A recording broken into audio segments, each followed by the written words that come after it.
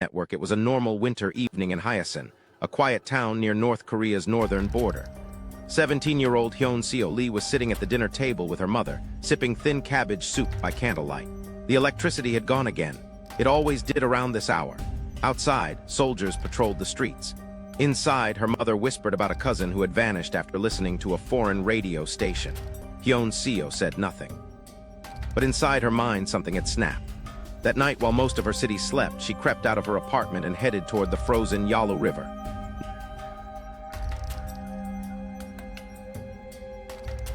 No bag, no passport, no goodbye, only a single goal, freedom.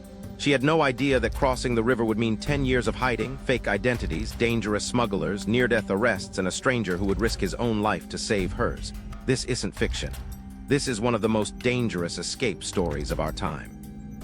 In the next 10 minutes, we'll take you through secret rescue routes, the Underground Railroad of Asia, and the brutal truth about life inside North Korea's regime.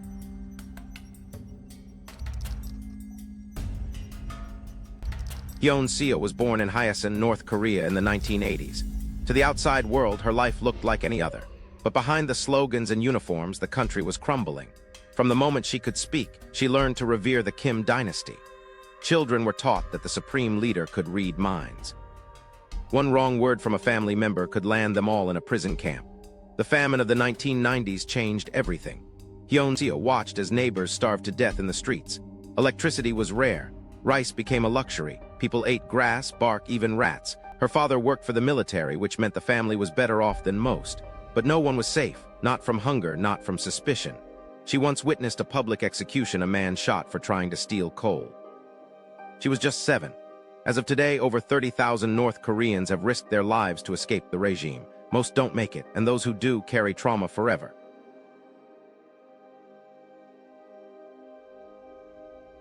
In 1997, at just 17, Hyun-seo decided to cross the border alone. It wasn't a political decision. She was curious. She wanted to see China for herself. She slipped out at night and crossed the icy Yalu River. She didn't know Chinese. She had no contacts. If caught, she would be imprisoned or killed. In China, she was forced to lie about her identity constantly. One mistake and the authorities would deport her back. She spent 10 years hiding, working in restaurants, doing odd jobs, and constantly looking over her shoulder. She changed her name and learned Chinese. Every knock on the door felt like it could be the end. Every day I lived in fear that someone would discover the truth about me. I couldn't trust anyone, Hyun-seo later said in an interview. Hyun-seo's survival in China was a miracle. North Korean women were often trafficked into forced marriages or sold as sex slaves. Many defectors didn't make it.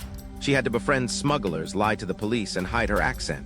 One wrong word could unravel everything. She watched friends get deported. Her life changed when she met a South Korean who helped her apply for refugee status. But before she could go, she made a bold decision. She wanted to bring her mother and brother to freedom. In 2008, after 10 years apart, she found them and arranged a secret route to Laos through China. The journey was brutal. Her family was arrested in Laos and detained. She used every cent she had to bribe officials. Out of money, she sat outside the police station in tears. Then a stranger approached. An Australian man named Dick Stolp paid their fine and saved their lives. That man didn't know me, but he saw a girl crying and he helped. I will never forget him, Hyun-seo said in her TED Talk. Finally, the family reached South Korea, but freedom came with new challenges. North Korean defectors undergo resettlement training at a facility called Hanawon. For 3 months, they learn how to use bank cards, shop at supermarkets, and even how to take escalators. Hyun-seo struggled with guilt. She had escaped but left millions behind. She suffered nightmares, paranoia, and deep cultural shocks. In North Korea, smiling at a stranger could get you reported. In Seoul, it was expected. Eventually, she became a human rights activist, speaking out against the regime and helping other defectors escape. Hyun-seo's journey is one of thousands. Behind her success is a vast underground network of volunteers, smugglers, and secret safe houses. Known as the Asian Underground Railroad, these routes stretch from North Korea to Laos, Thailand, and finally South Korea. In 2022 alone, over 70,000 USB flash drives containing foreign media were smuggled into North Korea, bringing glimpses of freedom into a controlled world. Since the COVID-19 pandemic, the number of North Koreans able to escape has dropped drastically. In 2022, only 67 defectors made it to South Korea, the lowest number in decades. The regime has tightened surveillance, fortified borders, and increased punishments. Every escape today is riskier than ever before. These tools spark questions in young minds. Questions lead to doubt. Doubt leads to escape. Every journey is a miracle, every rescue a rebellion. From watching her neighbors starve to hiding in China for a decade to watching a stranger save her family, Hyun Seo's journey reminds us that freedom isn't free. Every chapter of her story carries the weight of a million unheard voices still trapped behind walls. Hyun Seo once thought the dear leader could read her thoughts. Today, she speaks freely to millions. Her story is proof that even in the darkest corners of our world, the human spirit burns bright.